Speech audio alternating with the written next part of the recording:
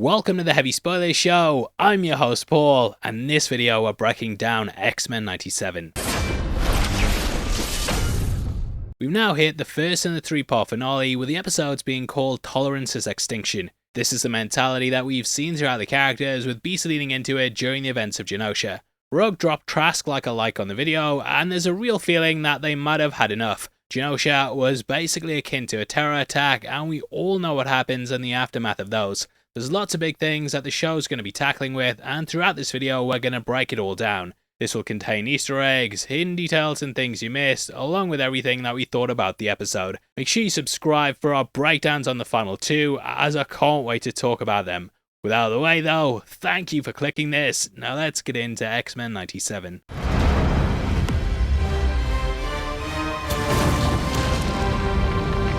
Now, rather than getting the usual added in shots, we just get repeated ones from earlier in the season. Not trying to slag them off, mate, but these show Cable and Apocalypse in their future war in the year 3999.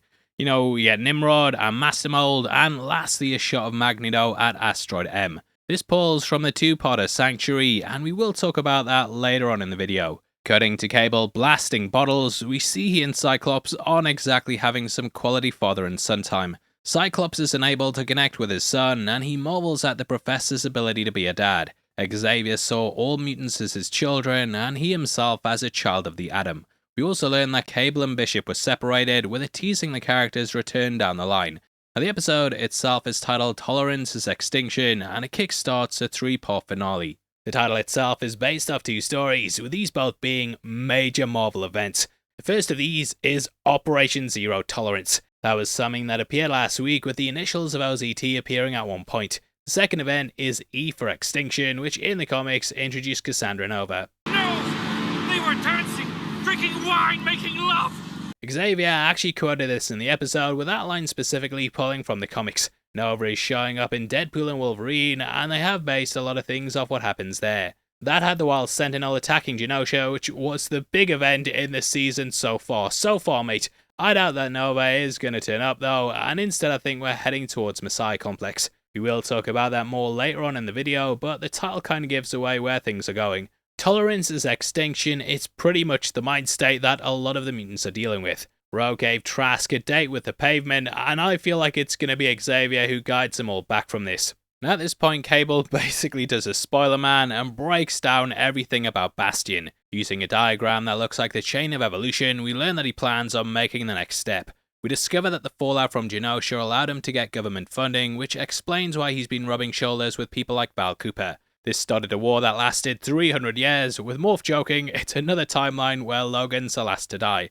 That plays off Logan, Old Man Logan, and by the looks of it, it's something that they're doing in Deadpool and Wolverine. Now, Cable explains how Bastion upgraded humanity, and this led into a utopia. We see what society would look like if I didn't constantly make mistakes in the videos, and we get what I think might be Russia.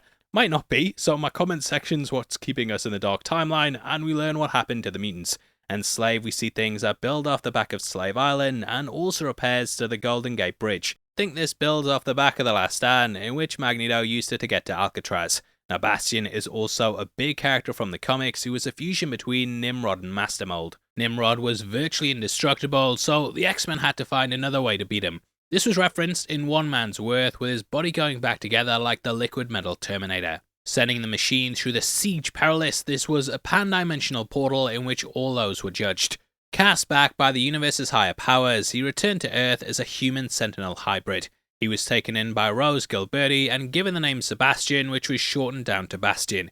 Throughout his life, he became fascinated with the mutant problem, which, as we'll talk about later on, was due to his subconscious. Teaming up with anti-mutant groups like the Friends of Humanity, we know that he's been laced throughout most of the season. We've already done a big breakdown going through it all, but he's appeared in every episode except for number 3. The first one had a flash of his childhood, with his hands being the ones that held the purple crayon. He was the buyer that the Friends of Humanity referred to, and we could see his back at the government meeting. In episode 4, he appeared next to Forge, with him passing in front of the frame during episode 5. 6 was said to be a sort of cameo, with a globe turning into purple flames, so it's all been hiding in plain sight, which was a master stroke of what they've been planning.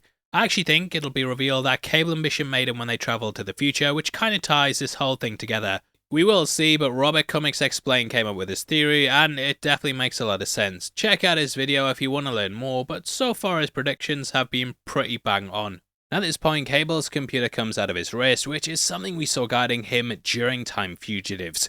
It's basically Navi from Zelda, or Siri. It's basically a futuristic Siri that informs the character on historical events. This is so he can navigate the past and understand how his actions might alter the future. On the hologram, we see some other cool details, including a time stream with several different branches. This looks like it builds off the back of the one shown at He Who Remains Citadel, and we can catch some interesting events. The first of these looks like the formation of the X-Men, and you can see an outline of Professor X and Magneto. The next major one looks like Marvel Girl, aka Jean Grey. They got her after setting up the school, and I love how there's all these branches that show where things have gone. Beast also mentions Carmitage, which is where the Ancient One trained Doctor Strange. They talk about fixed points in time, which is something that was brought up during What If. Episode 4 had Strange trying to save Christine from dying, but he was unable to alter reality. This is why Cable's unable to change things, and we learn that he couldn't save Genosha. It's all pulling off the back of Operation Zero Tolerance, which was a major crossover in the Marvel Universe. First beginning in 1997, you can see why they picked the backdrop of it for the show.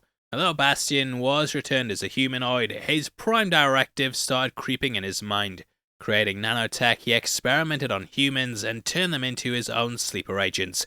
Known as Prime Sentinels, they would attack when activated, and they worked as his sleeper cells against the mutants. Loads of crazy things happened in it, like Bastion's head got cut off and then was passed around like a June popcorn bucket.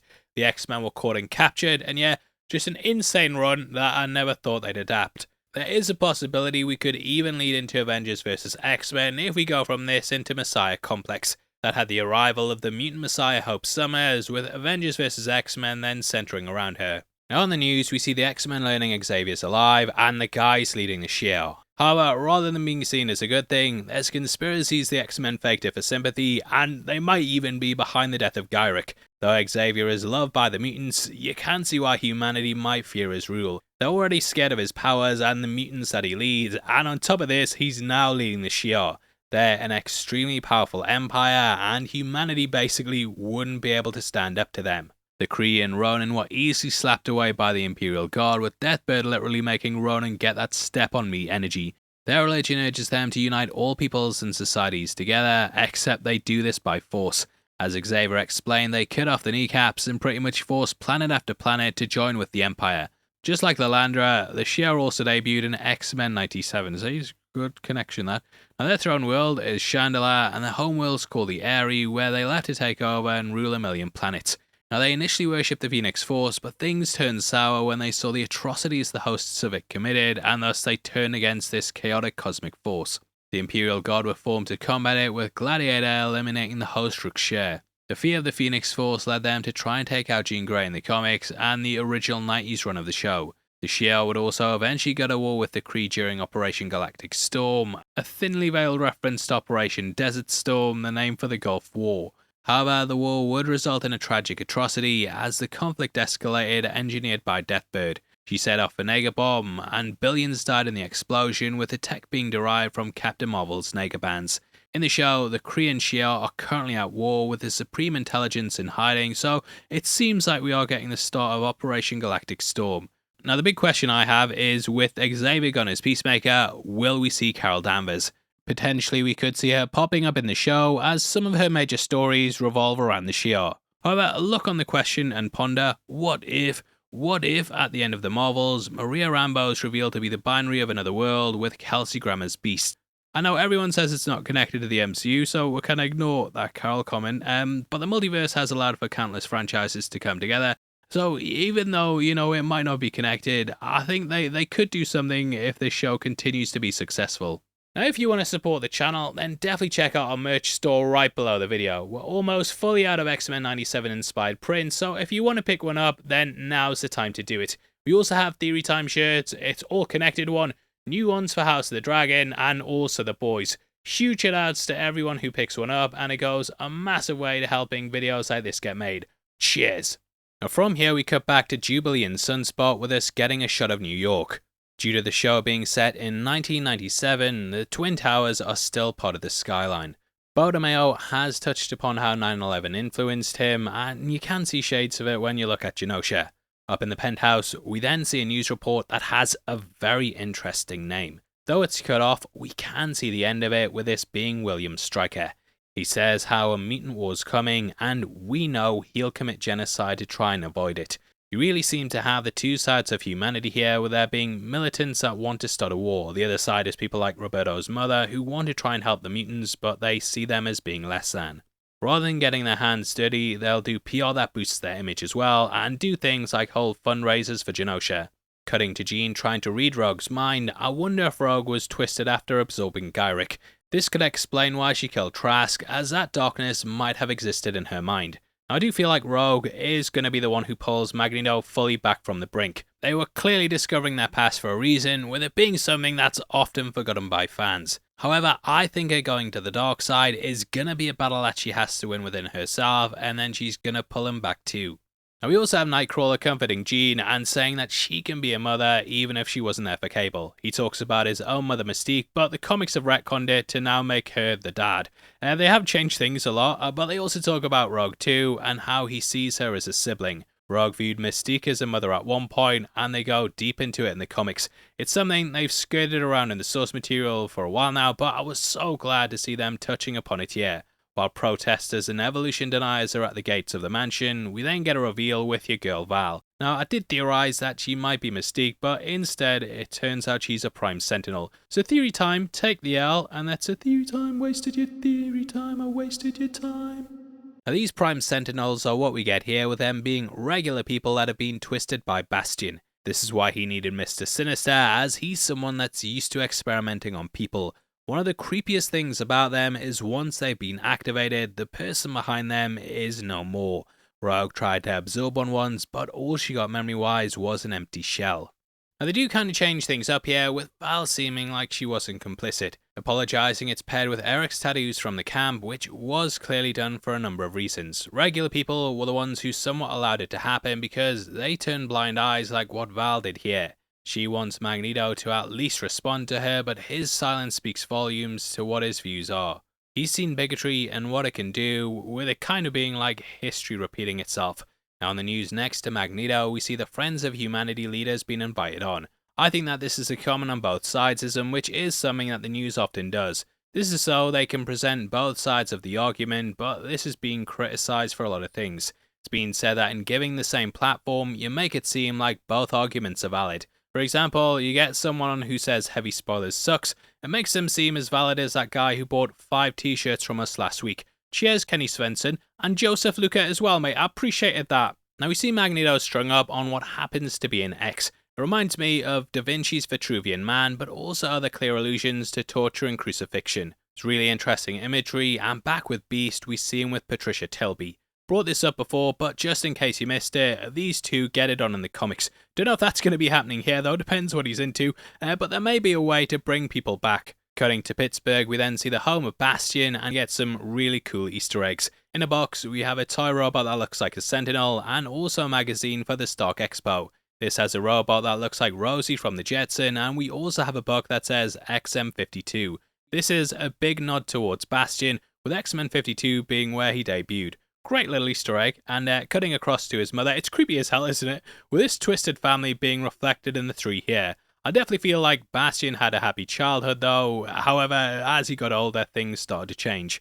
It might be a comment on how the world affects children, and there are outlying stimulus that can make people go to extremes. We see the drawing that Jean saw in the first episode, and then get flashes of him struggling in school. His subconscious took over, and this is what drove things the way they went. Bastion's dad was basically infected by Nimrod, and then he came forth in the child. Obviously, they didn't have time to do the Siege Perilous, but I did think it was a nice change that worked well for the cartoon.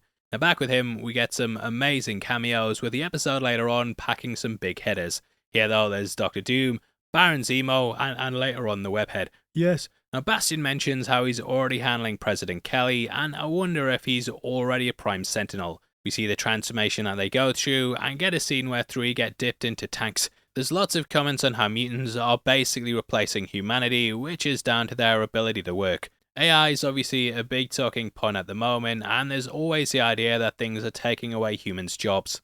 I'm sure back even when cars were invented, people were saying it's going to take away horse salesmen's jobs. And yeah, we have this thing constantly happening throughout humanity. Cotton machines as well. Probably big people scared that cotton machines would take away clothes maker jobs.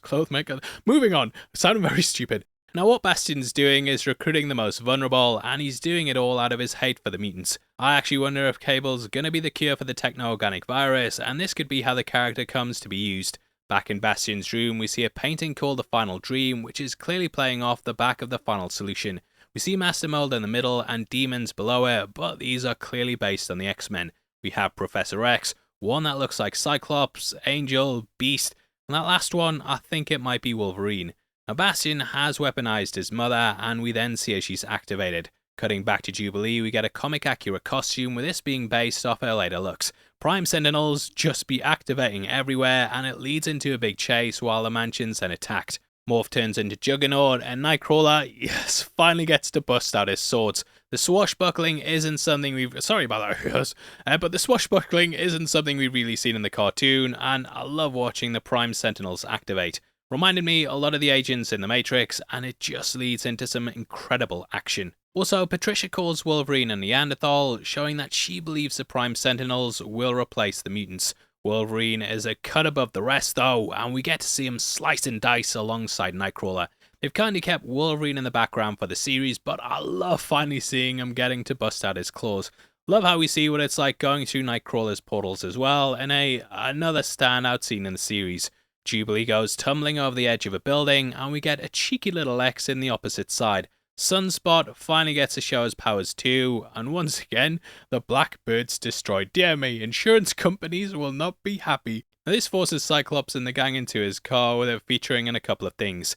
Here we learn that the model of the car is a Porsche, though in X2 he did drive a Mazda. This is what Wolverine jacked, though there have been other versions. Love this little Hot Wheels one, mate, if you're looking for what to get me for Christmas. And later on when they drive, you might also notice a license plate that says SL1M, which is a nod to Cyclops' nickname Slim. Big bit of trivia here, and this goes all the way back to his first comic appearance. Slim Summers was actually originally his name, but after a couple of issues, they decided to change it. Wolverine still calls him it from time to time though, so it's a nice little Easter egg to add into the series. Now this scene was released last night, with the Summers road trip being the theme behind it. We get a way better look at the car and can see X's on the front along with the steering wheel. This kinda calls back to that scene in X2, and it's a nice little detail as they race through the rocks. Okay, let's show these toasters why you don't screw with the Summers. Now at this point we see the Trinity come down with Jean's arms stretched out in a Christ-like pose. We have the Son, the Father and the Holy Spirit, with this being laced with a lot of religious allusions. You can even see it as a Mother Mary, Joseph and Jesus relationship, with them all being keys in the Messiah complex.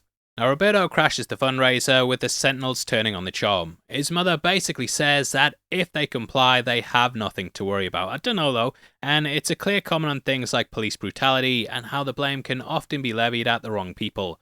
Cutting to Val, we see she's let Magneto out, and I do wonder what's going on with her. I'm still going back and forth over whether she is a sleeper cell, as she does have the uniform, but she acts differently. She kind of has a redemption arc by letting him go, and she's sick of seeing history repeating itself. She talks about bigotry and how attacks are cyclical, and though it's played with giant robots, there is some truth to it. I do wonder if this is all part of Bastion's plan though, and if she's let back into the UN, she will of course be trusted. However, she could be controlled by the character, and if she is a sleeper cell, then that makes a lot of sense.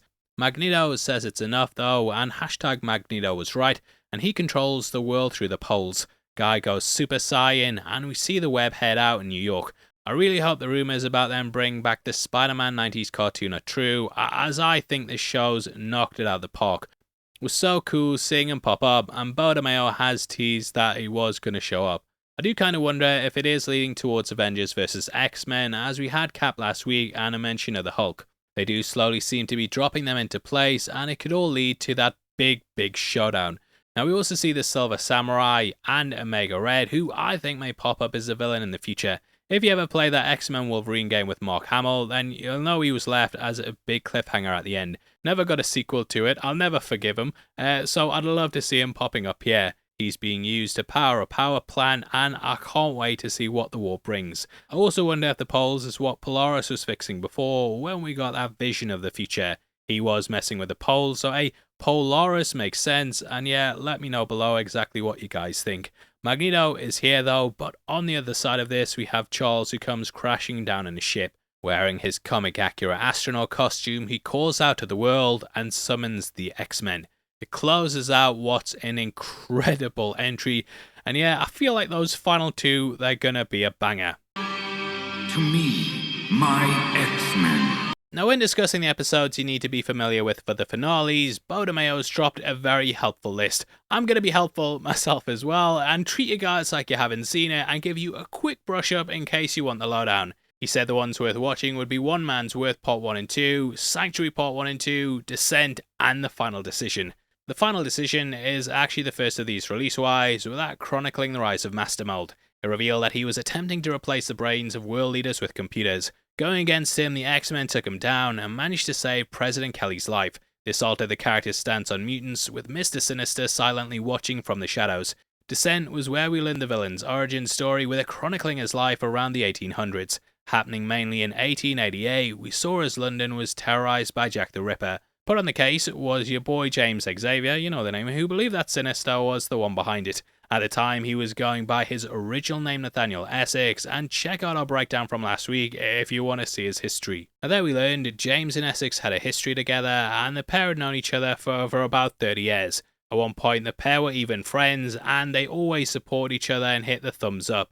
In the end, it was revealed that Sinister created Jack, and he took his Sinister moniker as he left for America. A Sanctuary Part 1 and 2 are based around Genosha, with the slave colonies there causing a lot of backlash. We open with Magneto attacking the UN before announcing his base on Asteroid M, creating a sanctuary for them. This was gonna be a place where mutants could live without the worry of humans back on Earth. However, the asteroid was struck by missiles, which seemingly fired first. As we learned though, Fabian Cortez was carrying out a false flag attack, and he struck Earth first to help start a war. At the time, Magneto was extremely weak, and this had come from overusing his powers. Cortez was the one who was helping to recharge him, so Magneto was in sort of like a sort of moral quandary. Mirroring this, you also learn of Charles' history with Amelia Vaughn, and watch the pair's very rocky relationship. She appeared out on Genosha during episode 7, with her wanting to live away from humanity out of fear. Charles, of course, wanted everyone to coexist, but the whole attack on Genosha is probably put her back in that mind state. In the end, Magneto was drained of his powers and fired into space, with the X-Men being blamed for it. Turned out though that he crash-landed on Earth, and the X-Men launched a strike on the asteroid to stop Cortez. Threatening to fire nukes, Magneto brought him down, with Cortez in the end being found by Apocalypse. Lastly, we have One Man's Worth, which is lots of timey-wimey wibbly-wobbly stuff. In the present, the time stream alters and sends the X-Men onto one that's a war-torn world. In this alternate reality, Storm and Wolverine were married, with their relationship being the heart of the episode. The big mysteries about who was behind this, with us jumping back and forth through the timeline. Turns out that a servant of Master Mold called Fitzroy had been sent back in time to kill Professor X. This was alongside Nimrod, who's a bloody fucking Nimrod, with a pair going back to 1959. Bishop, his sister Shard, Wolverine, and Storm, they travel back and manage to stop the attack from going down.